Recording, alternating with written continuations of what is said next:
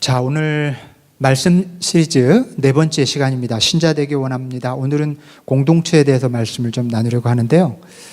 지금 요거 비디오 영상이 계속해서 이번에 말씀 시리즈를 우리 웹사이트에 영상으로 올리고 있습니다. 여러분이 확인하시고 또 기억하시는 대로 또 보시고 놓치신 거 있으면 또 보실 수가 있으니까 말씀 그렇게 알려드리겠습니다. 제가 어릴 적에 살던 그 시골 마을은요, 동네 사람들끼리 전부 다 가까이 알고 지내는 하나의 아주 아늑한 일종의 공동체 같았습니다. 5살 때부터 제가 거기 살았던 게 11살까지였거든요. 그러다가 이제 좀 큰 도시로 이사를 오게 되었는데, 한 6년 그렇게 살았는데, 어릴 적이잖아요. 5살 때부터 11살이면. 그런데 그때 친구들 이름, 그리고 동네 분위기가 아직도 생생하게 기억에 남아요. 저희 집 쪽으로 이렇게 저희 집이 있으면은 오른쪽에 한 채, 왼쪽에 한 채가 있는데, 오른쪽이 순옥이네 집이에요. 순옥이. 이름이 친근하죠. 왼쪽은요, 저보다 1살 많은 재분이라는 여자애가 있었는데 약간 말을 더듬어요. 남자애 같아요. 재분이네 집이었어요. 초가집이었어요. 저건. 그리고 우리 맞은편 쪽에 동네에 또 집이 2채 있었는데, 한쪽은 승필이 승철이라는 쌍둥이 형이 살았어요. 맨날 밥에다가 멸치 넣고 고추장 비벼서 맨날 먹어서 밖에 나와갖고 먹고 그랬던 기억이 나요. 그 옆집은 동네 이장인데 재천이네 집이었어요. 신기하죠? 이름이 다 기억나요. 40년이 넘었는데 참 신기합니다. 그리고요, 우리 마을에 이제 거기는 그 한쪽이고, 우리 동네 전체에 또 여러 채가 있는데, 우리 마을에 교도소장님이 사셨어요. 교도소가 근처에 있지 않았는데, 있었는지도 몰라요. 제가 몰라서. 교도소장님이 사셨는데, 마을의 어른 같은 분이었어요. 존경받고, 또 교회 장로님이셨는데, 굉장히 인자한 어른이셨습니다. 그리고 그 아들이 젊고 똑똑한 면석이었어요. 면석이라고 아세요? 빠릿빠릿한 사람이에요. 똑똑한 사람. 면석이어서 마을의 행정적인 일들 다 처리해 주셨죠. 그리고 그 마을에는 하루에 1-2번 정도 버스가 들어오는데요. 그 버스 정류장 앞에 구멍가게가 있었고, 제 기억으로는 빨간 눈깔 사탕이 있었던 거밖에 기억이 안 나요. 그게 그렇게 먹고 싶었죠. 그 뒤쪽에 지붕이 빨갛게 칠해져 있는 조그만 교회가 있었고요. 거기에는 이북에서 월남하셔서 가족들을 다 놓고 홀로 평생 사시는 아주 인자하신 조용하신 목사님이 목회를 하고 계셨어요. 얼마나 깨끗하시고 하얀 옷을 입고 늘 제가 가면 머리를 쓰다주면서, 아유 우리 착한 현식이, 그때부터 착했습니다. 제가 이렇게 머리를 쓰다듬어주고 그랬던 기억. 봄이면은 제 여동생이랑 엄마랑 나무를 캐러 가고, 또 동네 형들이랑 칡도 캐고 토끼 잡으러 다니고 그랬던 기억이 생생하게 납니다. 제게 어릴 적 그 마을은 하나의 따뜻한 가족 같은 공동체였어요. 여러분, 이런 따뜻한 공동체에 대한 기억들이 여러분들에게도 있으실 겁니다. 예전에는 오늘날과 좀 달랐잖아요. 조금 도시에 살았어도 그 동네에 추억들이 있어요. 그렇죠? 시골에 산 분들은 말할 것도 없고요. 근데 이런 경험들은요, 단지 추억에 머무는 게 아닙니다. 추억거리에 머무는 게 아니라 사실은 사람의 삶과 영혼에 아주 지대한 영향을 끼칩니다. 나, 그리고 너, 그리고 관계에 대한 어떤 소중한 정서를 우리 마음속에 심어주고요. 그리고 우리가 인생을 살아가면서, 거친 인생을 살아가면서 그때 경험했던 따뜻한 그 삶으로 돌아가고 싶은 그런 마음을 우리 안에 심어줘서요, 끊임없이 그때로 돌아가고 싶은 마음을 자극합니다. 그것을 영적으로 귀향이라고 해요. 영적 귀향. 영적 귀향이라는 주제는 굉장히 중요하거든요. 그래서 그때로 돌아가고 싶다. 그건 단지 고향으로 돌아가고 싶다는 마음보다 더 깊은 의미예요. 우리는 본래 태어난 고향이 있거든요. 영적으로. 우리 본래의 사람됨의 그 자리, 우리 영혼의 본래의 모습으로 돌아가고자 하는 그런 향수를 자극해 준다는 겁니다. 그런데요, 제가 지금으로부터 10년 전에 한국에 갔다가 저 혼자 그 마을을 찾아갔어요. 어떻게 되는지 너무 궁금하기도 하고. 큰 충격을 받았습니다. 정말 흔적조차 없어요. 제가 살던 그 마을에 그 제 머릿속에 남아있는 그 모든 그림이 깡그리 없어졌어요. 아파트 단지가 막 들어섰습니다. 거기 아직까지 그렇게 크게 큰 도시도 아닌데도 그 시골까지 이미 그냥 다 아파트들이 들어찼더라고요. 여러분, 오늘날 사회학자들이 한 목소리로 말하고 있는 현대 문명의 그 특징은요, 공동체의 소멸이래요. 공동체 흔적이 거의 다 사라졌다는 거예요. 근데 굳이 전문가의 소견을 빌지 않더라도 우리도 그냥 누구나 피부로 느낄 수 있지 않습니까? 우리가 사는 동네가 공동체처럼 느껴지세요?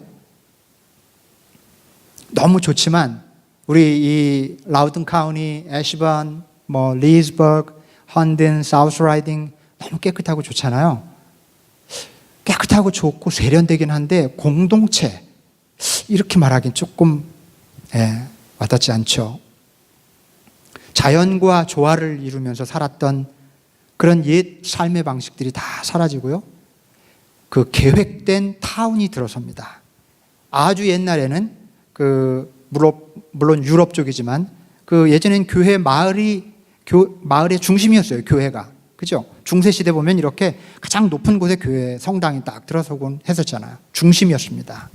그런데 오늘 이 서구 사회에 보면 이제 마을의 중심에는 교회 대신에 쇼핑몰이 들어서 있어요.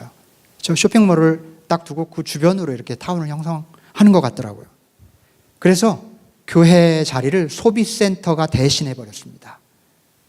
대가족 제도가 해체되고 사람들은 점점점 같이 사는 법을 배울 수 있는 기회를 더 이상 배우지 못하고 있는 것 같아요. 과학의 발달, 높은 지식, 도시 문명이 이루어놓은 결과들은 참 찬란하고 세련되지만 가만히 보면 우리 삶은 너무 바쁘고 굉장히 건조해졌어요.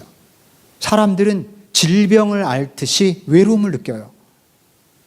사회는 커다란 전쟁터 같아서 왜인지 모르게 경쟁에 내몰리고 끝없이 더 많이, 더 빨리, 더 높이 고 최고를 향해서 달려가야만 한다는 강박증을 갖고 살아갑니다. 그 결과 공동체는 거의 해체돼 버렸고 사람들은 모래알처럼 살아가면서 삶이 왜 이렇게 행복하지 않을까? 이전에 살던 사람들보다 10배, 20배, 30배는 더 소유하고 더 먹고 더 누리면서도 왜 행복하지 않을까? 왜 더 외로울까? 그런 느낌을 가지고 살아갑니다. 여러분, 창세기 11장 우리가 처음에 같이 여러분과 저가 교독했던 그 본문을 보면 마치 빼다 박은 것처럼 오늘 우리가 사는 이 사회와 비슷한 아주 심각하게 망가진 한 공동체가 등장합니다. 이름하여 바벨 공동체. 여러분, 이 바벨 공동체도 처음에는 굉장히 따뜻하고 이상적인 공동체였습니다. 우리가 성경에서 바벨 공동체는 그냥 나쁜, 타락한 공동체로 생각하지만 아주 이상적이었어요. 그것이 11장 1절에 잘 나타나는데요. 뭐라고 되어 있냐면 그들의 언어가 하나였고 같은 말을 썼다라는 묘사가 나옵니다. 이거는 그들이 하나의 공통 랭귀지를 썼다는 그런 뜻이 아니라 의사소통이 잘 이루어지는 따뜻한 사회, 서로가 서로를 너무나 잘 이해하는 공동체였다는 뜻이에요. 그런데 이 아름다운 공동체에 균열이 생기기 시작하죠. 그들이 도시를 세우고 그 안에 탑을 쌓기로 한 이후부터 그런 심각한 문제가 발생합니다. 11장 4절을 보면은 그들이 도시를 세우고 탑을 쌓기로 한 목적이 세 가지로 소개되어 있습니다. 첫째는 탑 꼭대기를 하늘에 닿게 하는 거고요. 두 번째는 그렇게 해서 자신들의 이름을 세상에 날리는 겁니다. 그리고 세 번째는 사람들이 온 땅에 흩어지지 않게 하기 위함이었다라고 그렇게 성경이 소개하고 있어요. 이 서술에 담긴 의미를 우리가 잘 곱씹어 볼 필요가 있습니다.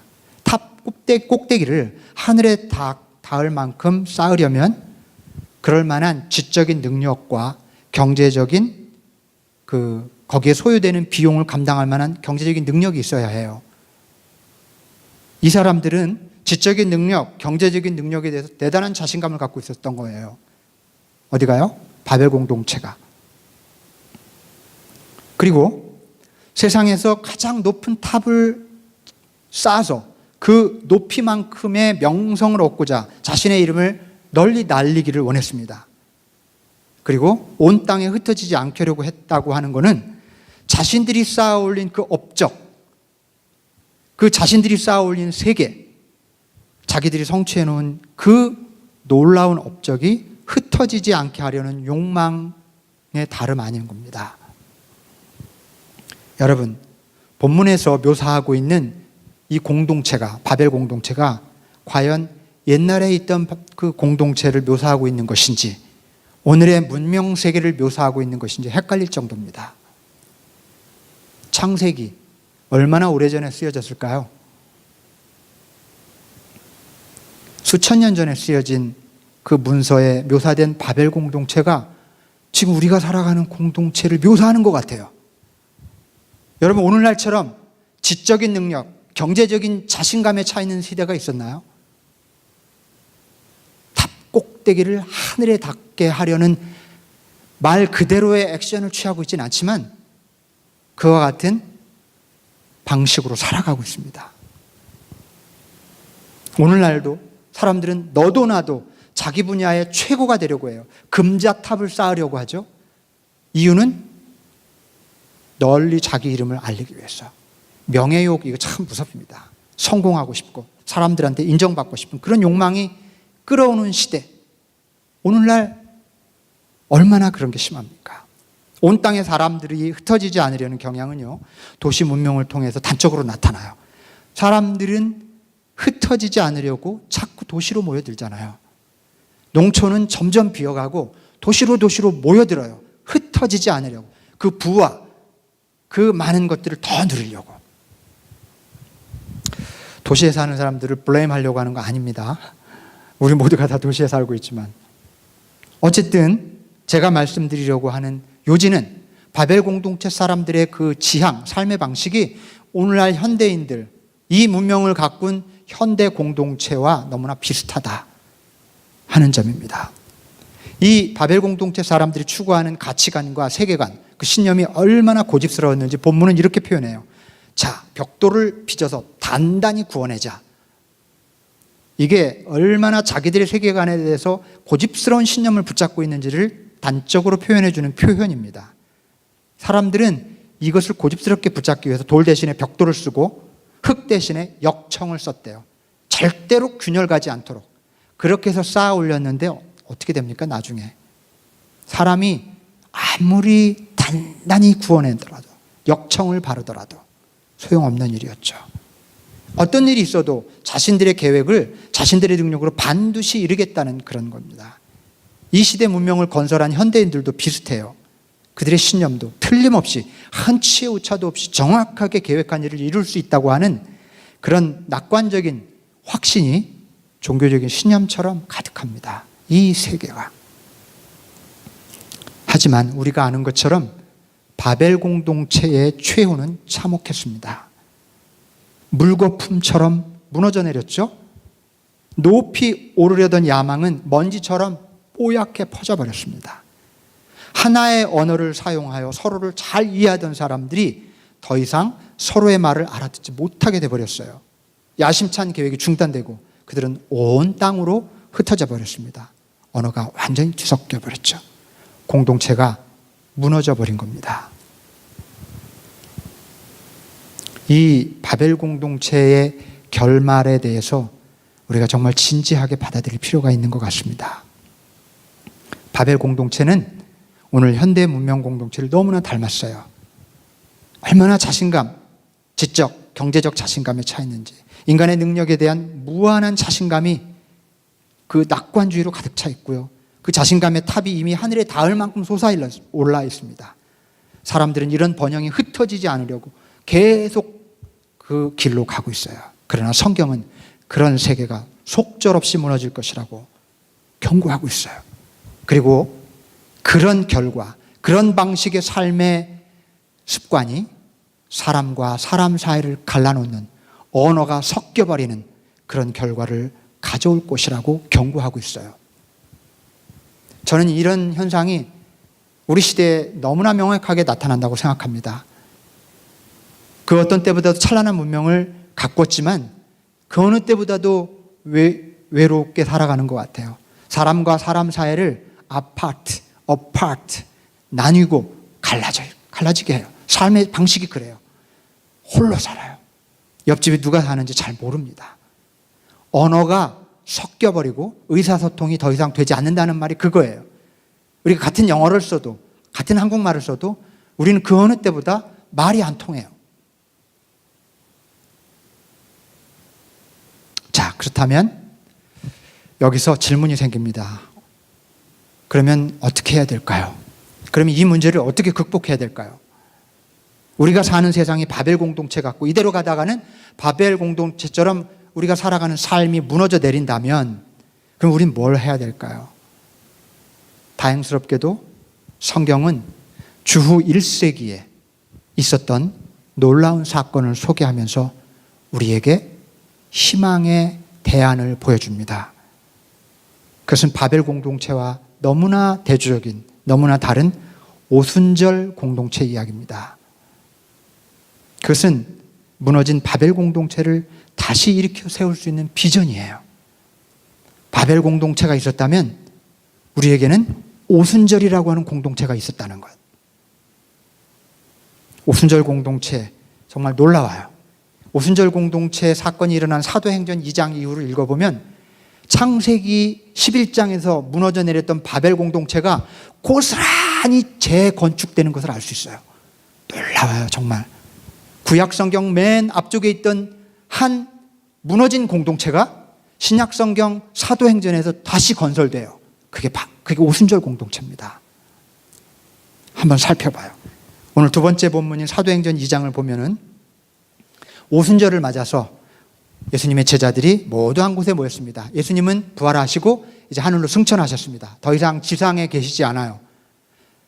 그러면 이 제자들이 좀 당황하고 흩어져야 되는데 이미 십자가에서 돌아가시고 난 다음에 한번 당황했다가 부활하신 주님을 만난 후에 승천하시기 전에 하셨던 말씀, 내가 너희와 영원토록 함께하리라 하신 말씀이 마음에 bek히면서 더 이상 당황하지 않았어요. 그들은 오순절에 모였습니다. 오순절은 이스라엘 예루살렘뿐만 아니라 이스라엘 전역, 그 다음에 흩어져 있는 그 지중해 연안에 로마 제국에 흩어져 있던 모든 이스라엘 사람들이 모이는 아주 큰 명절이죠.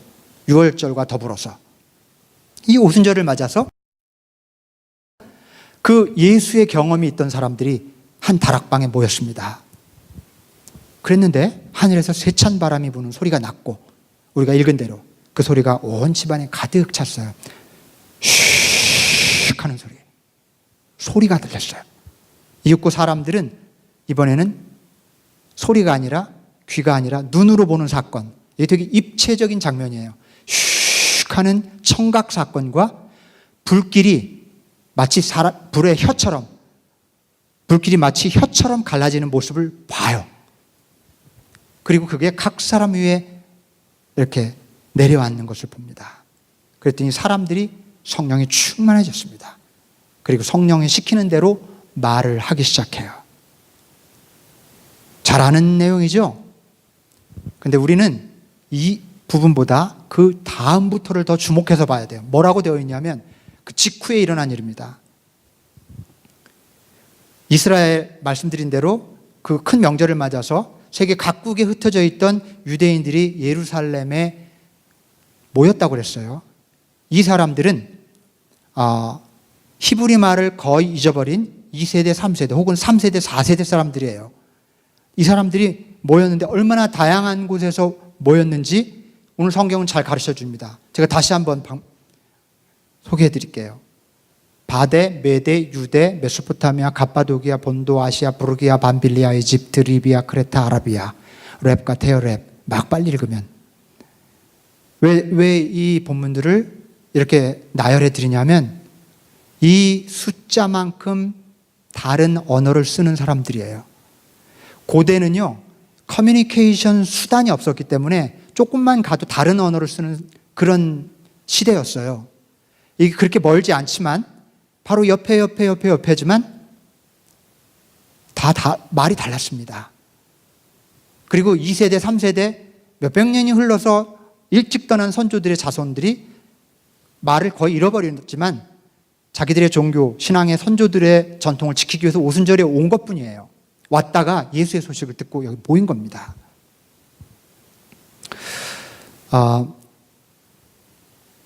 그런데 이렇게 다른 사람들이, 이렇게 다른 말을 쓰는 다양한 사람들이 각자 자기 나라 말로 알아듣게 된 거예요.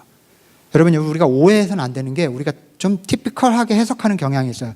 그들이 두 손을 들고 주여 성령을 부어 주시옵소서 그랬더니 뿌라따라따라따라따 방언을 하기 시작했다는 그런 기사가 전혀 아니에요. 그런 말이 아니었습니다. 이 사람, 그들이 모였는데 성령이 임했고 소리가 들렸고 불이 혀같이 갈라지는 모습을 보고 났는데, 그리고 갈릴리 출신 제자들이 말을 하는데 갈릴리 말로 했는지 다른 말로 했는지 알 수 없지만 아마도 제가 생각하기엔 갈릴리 자기네 말로 했을 거예요. 했는데 이렇게나 다양한 12나라 13나라 언어를 사용하는 사람들이 각각 자기 말로 들은 거예요. 모두가 영어로 들을 수 있는 은사를 받은 게 아니에요. 바데에서 온 사람은 바데 말로 들리고 메대에서 온 사람은 메대 말로 들렸다는 말이에요. 이 제자들은 갈릴리 말로 말을 하는데 우리가 아는 것하고 좀 다르죠.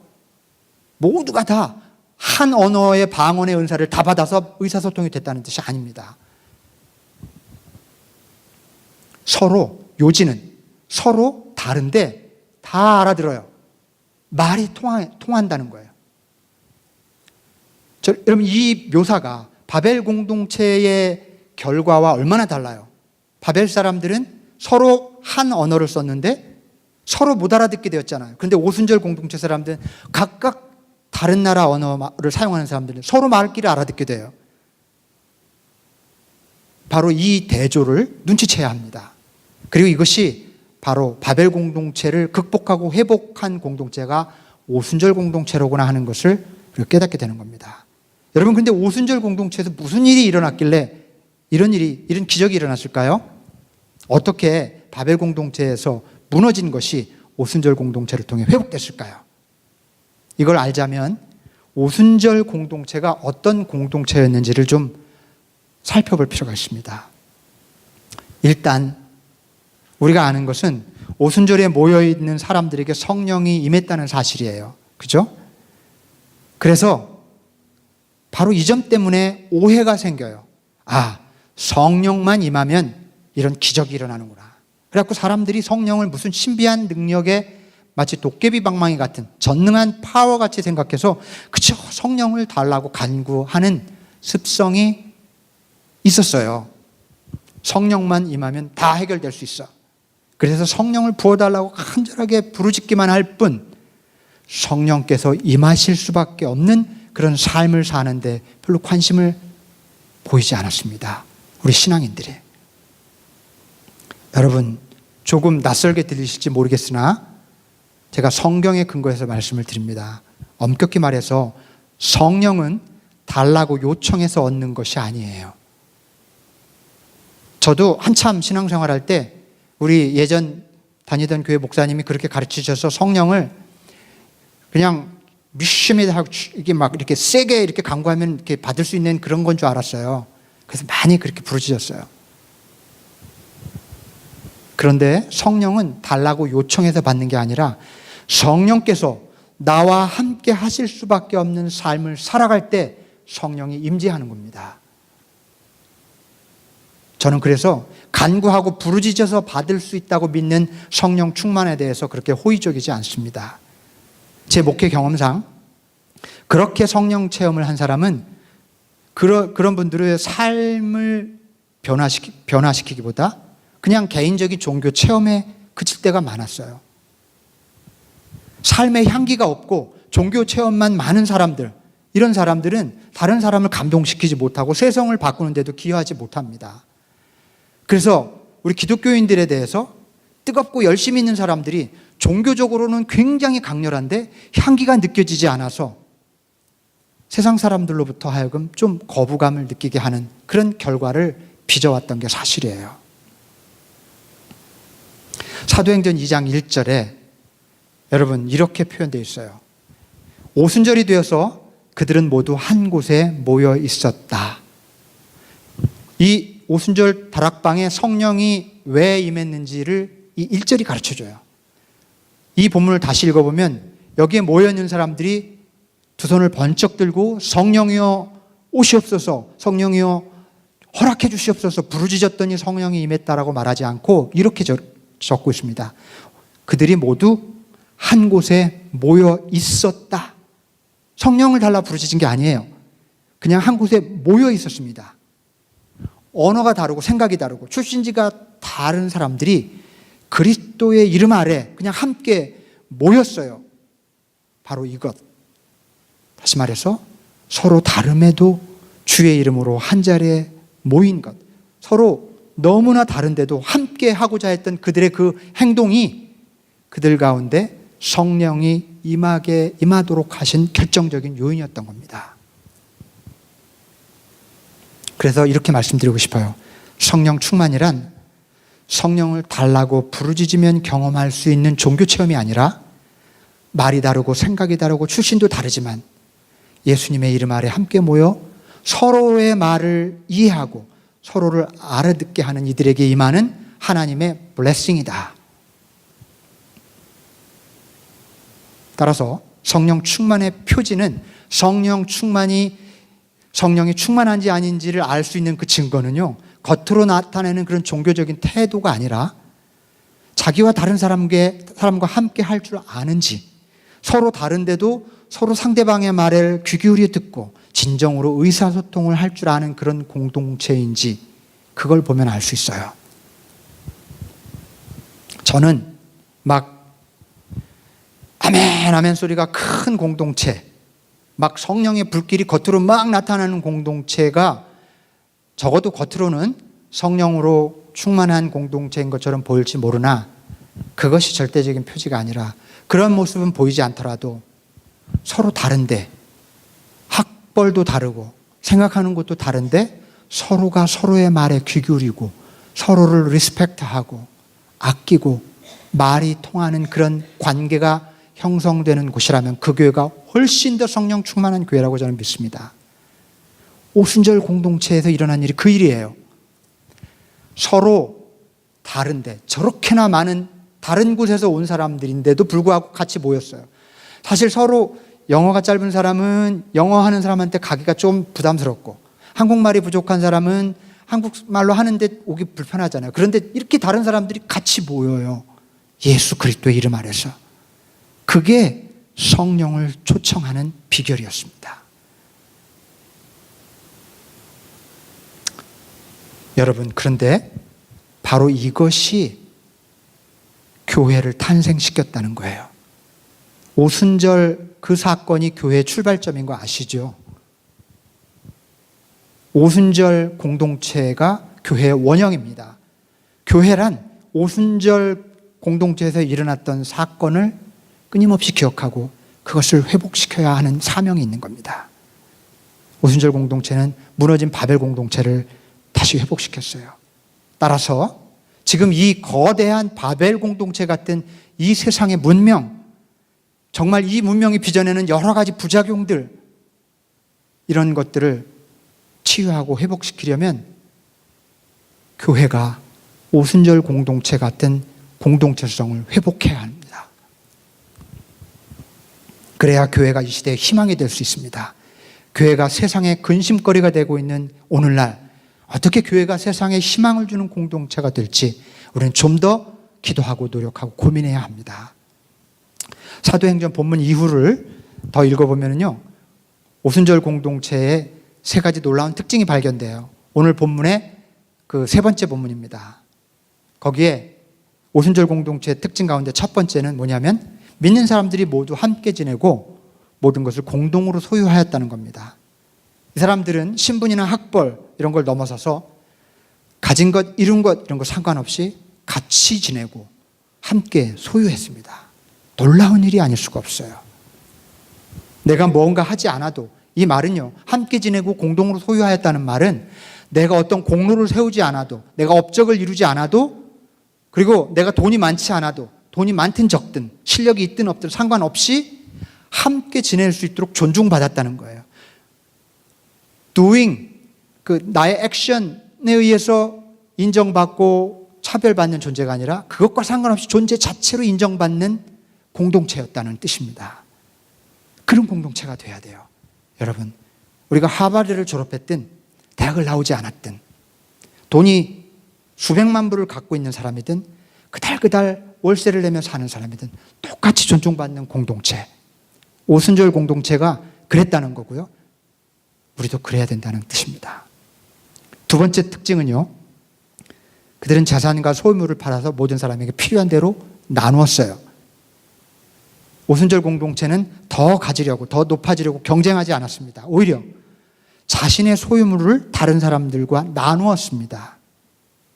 실제로 한 고대 역사 기록에 의하면 완전히 아웃사이더였던 유대 주시 공동체에서 이단으로 찍혀서 이제 곧 소멸될 것이라고 믿었던 예수 따르는 사람들, 그 교주가 죽고 난 후에 질이 멸렬해서 사라질 것이라고 생각했던 그 소종파였던 예수 따르는 사람들이 폭발적으로 성장하는 이 신기한 장면을 고대 사회학자들이 신기하게 연구합니다. 근데 그 요인 중에 하나가 그 공동체에서, 그 시대 사회에서 아무도 하지 않았던 일을 했는데 뭐였냐면 고아와 과부 그리고 병자들을 테이크케어 했다는 거예요.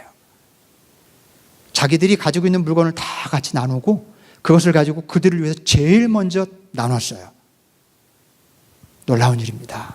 그것이 이 작은 소종파, 사라졌을지도 모를 소종파 예수운동을 기독교로 만드는데 결정적인 기여를 했다고 세상의 사회학이 그렇게 보고 있어요. 저는 일리가 있다고 생각합니다. 그리고 원래 교회는 그런 곳이었어요. 헌금을 많이 모아서 내 교회를 멋지게 이렇게 짓는 그런 일보다, 그게 꼭 불필요한 일, 꼭 비난할 일만은 아니지만, 그러나 그보다는 나누는 일, 이 사회에 정말 필요한 일들과 나누는 일에 사용할 수 있는 그런 사명감이 우리에게 필요한 것 같아요. 오순절 공동체가 그렇게 했다는 겁니다. 그 다음 오순절 공동체 세 번째 특징은 날마다 한 마음으로 열심히 성전에 모이고 집집이 돌아가며 빵을 떼고 순전한 마음으로 기쁘게 음식을 먹고 하나님을 찬양했대요. 오순절 공동체는 순전한 마음으로 하나님을 찬양했어요. 신분 지위를 떠나서 서로 다름에도 함께 모여 살 수 있었던 힘, 그리고 자신들의 소유를 가난한 사람들과 나눌 수 있었던 힘, 그것은 순전한 마음으로 하나님을 찬양하는, 하나님을 향한 깊은 믿음에서 나온 것이었습니다.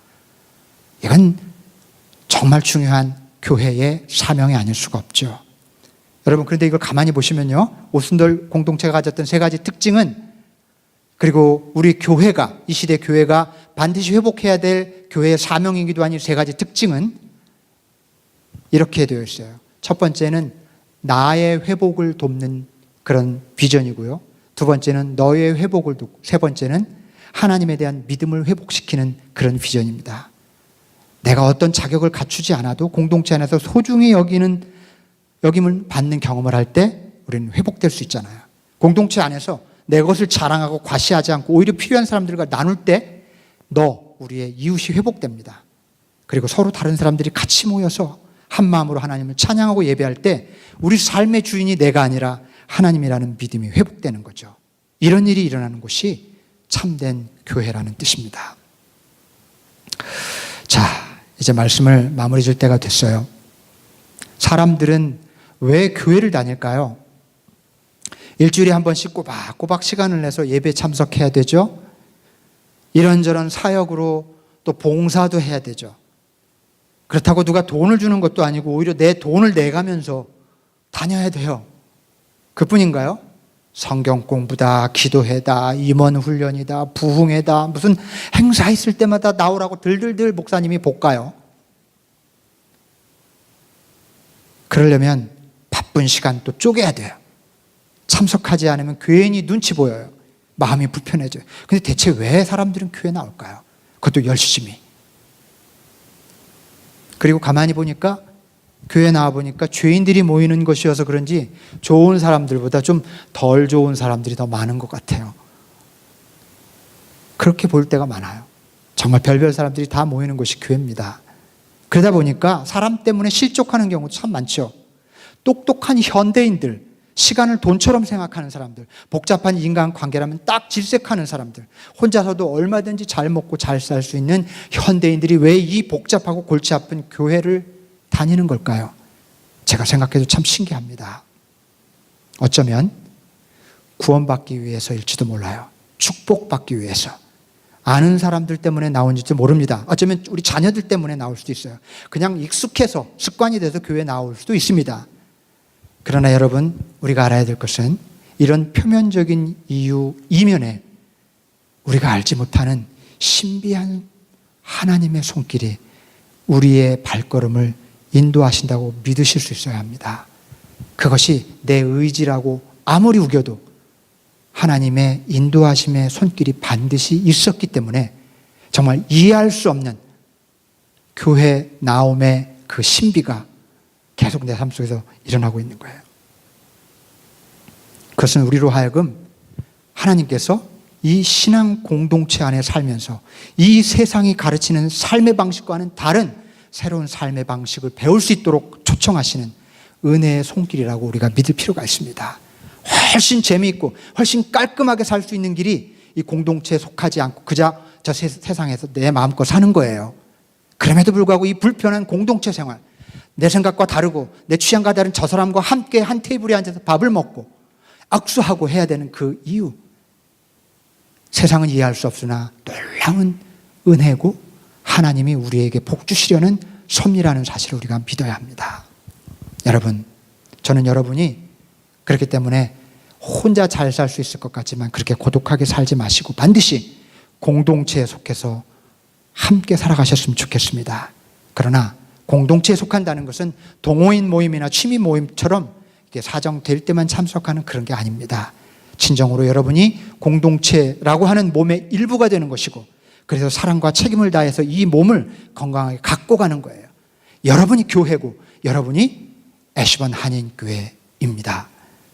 그래서 사랑과 책임을 가지고 우리는 이 공동체 안에 서로 다르지만 함께 사는 법을 배워 나가야겠습니다. 여러분, 푸른나무 공동체 안에서 우리 더불어 함께 살아갑시다.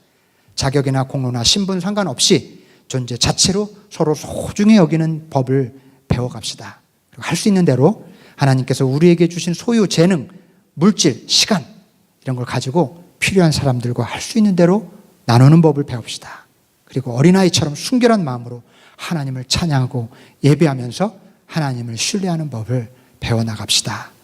우리 푸른나무 공동체 안에서 이와 같은 공동체의 삶을 살아가기로 결심을 하시는 여러분 위에 주님의 은혜가 함께 하시기를 간절히 축원합니다.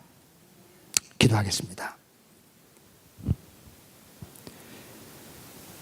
사랑의 하나님, 공동체가 사라져가는 시대에 공동체로 모였지만 공동체의 사명을 감당하지 못하는 그런 시대에 저희들이 교회로 모이게 하신 그 신비한 뜻을 깨닫기를 원합니다. 주님께서 오늘 우리에게 주신 말씀을 마음에 새기고, 하나님, 우리가 서로 다름에도 불구하고 서로의 말에 귀를 기울이고 서로의 존재에 귀를 기울이며 그리스도 안에서 하나를 이루어가는 사명을 온전히 감당하게 하여 주시옵소서. 여기서 우리 자신이 존중을 받고 또 나와 다른 너를 귀 기울이며 함께 존중하며 그리고 하나님을 찬양하며 예배하는 그런 회복이 일어나는 귀한 은총을 우리가 경험하게 하여 주시옵소서.